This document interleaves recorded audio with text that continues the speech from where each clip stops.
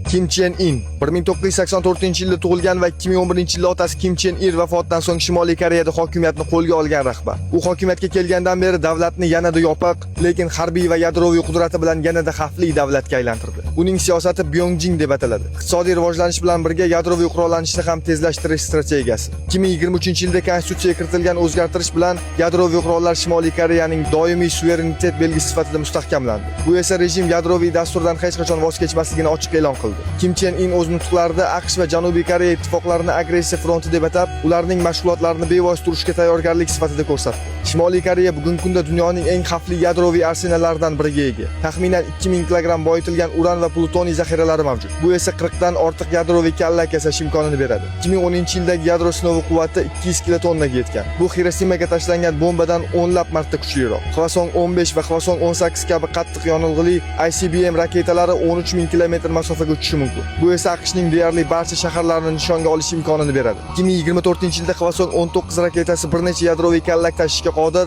MIRV tizimi bilan namoyish qilindi. Kim shuningdek Hwasong 31 nomli taktik yadro kallaklarini frontga yaqin joylashtirishga buyruq bergan va ularni suv osti dronlari hamda kruiz raketalariga integratsiya qilgan. Yangbiyongdagi yangi reaktor yiliga 48-82 gramm tritium ishlab chiqarib, qo'shimcha boosted yadroviy qurollar ishlab chiqarish imkonini beradi. Kim Chen In qo'l ostidagi armiya ham son jihatdan ulkan. 1 milliondan ortiq faol askar, 7 milliongacha zaxira kuchlari, 4 mingta tank, 2,5 ming zirhli transport vositasi, 400 ga yaqin jangovar samolyot va yuzlab artilleriya tizimlari bilan dunyodagi eng yirik armiyalardan biri hisoblanadi. Chegara hududiga joylashtirilgan uzoq masofali artilleriyalar Seulni bir necha daqiqada o'qqa tutishi mumkin. 2025-yilda Kim qo'shinlari modernizatsiyaga AI va dron texnologiyalarini birinchi darajali ustuvorlik deb belgiladi va hatto Rossiyaga 3000 askar yuborib, Ukrainadagi urushda Kremlga qo'llab-quvvatlash ko'rsatdi. Kim Chen Inning shaxsiy hayoti ham hashamat ramzi. Uning boyligi 10 milliard dollarga yaqin baholanadi. U har yili taxminan 600 million dollarni shaxsiy ehtiyoj va hashamatga sarflaydi. Shundan 30 millioni faqat ichimliklarga ketadi. Uning shaxsiy kortejida zirhli Maybachlar,